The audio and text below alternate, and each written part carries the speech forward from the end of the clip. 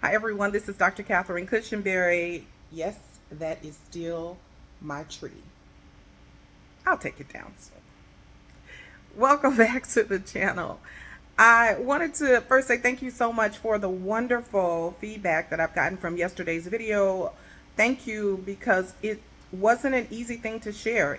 I have done a good job, which I'm not sure it's anything to be proud of not being super vulnerable or sharing some of the hurts that I've experienced in almost any part of my life. So it's really nice to start blossoming a bit in that area. But your responses helped so much to ease the angst that I had in sharing something that was very personal. Thank you. In the spirit of what was like an overwhelmingly beautiful response from people, I had some folks hit me up, and the topic of cultivating, acknowledging, and making room for talent generally came up. So I wanted to pause and take a minute to talk about that. But first, let me show you what I did over the weekend. Okay. You know what this is? I rolled coins. So you take all the loose change, you go to a bank, you ask them for the paper to roll coins, and you roll them up in increments. So these are quarters, $10 worth of quarters. I have it for dimes, nickels. It's something that I do with my grandmother when she had her loose change. And I had some folks say, why don't you just take it to a coin star and dump it in there, get the money, and let them take the fee? And I was like, no, I'm not taking that. I don't want to give up any fees. And plus, I think I was just a little connected to the nostalgia of doing it, because it reminded me of something I did with my grandma. So I hand rolled a lot of coins, and I'm not ashamed. But it did make me think.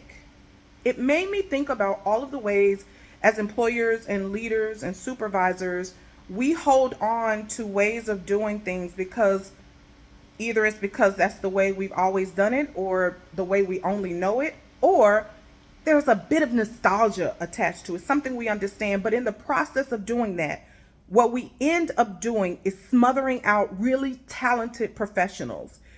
We write these job descriptions. We say we want someone to do something for the organization. And then when they get there, we bury their talent and their ideas with one piece of bureaucracy and another person's idea, lay it on top of another person's idea. Now, I'm not here to bash collaboration or partnership, but sometimes it can go too far. I remember I was hired to do training for a position years ago, earlier in my career. And I was supposed to be responsible for creating the training, implementing the training, like even finding the places where I would do the trainings for the specific areas that I was doing it. By the time I submitted my draft to the time it came back to me, I don't know what that thing was. And I felt smothered. I felt like someone had just taken a damper and just closed all of my fire, and it just closed it off and just put me completely out. When we hire talented staff members, you have to make room for their gifts. And part of that happens, or a big part of it happens, when we are able to put aside the things that we're used to doing.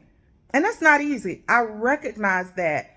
But organizations suffer, businesses suffer when fresh ideas can't even be seen, because we end up doing things the way we've always done it, or we do it because it was done to us. Many of us remember, as less seasoned professionals, when I was younger, I'm almost 50 now. But when I was younger, I remember how my work went through so many phases, and I try to keep that in mind. And so I wanted to just pause to remind you, employers, to, when you write these job descriptions, be honest. Say what it is that you're looking for in your team members, and then make the room for them. Don't bury their gifts under a bunch of bureaucracy and collaboration for collaboration's sake, and then you don't make room for what you hired them to do. You hired them to do it. Let their talent shine through. And for those of you who feel smothered, who feel silenced, who are looking for a way out, my encouragement to you is certainly to make your voice known. Let them know how you feel. And if they are unable to make room for you, run. Because you are responsible for your talent and your gifts, and how you do or don't allow it to be cultivated and cared for. If you stay somewhere where your talent is not being nurtured, if you stay, guess whose fault it is? Yours. All right. Make room for new ideas, fresh ideas. There's a place for this, but not when it comes at the expense of someone else's gifts and talents. Okay. Take care, everybody.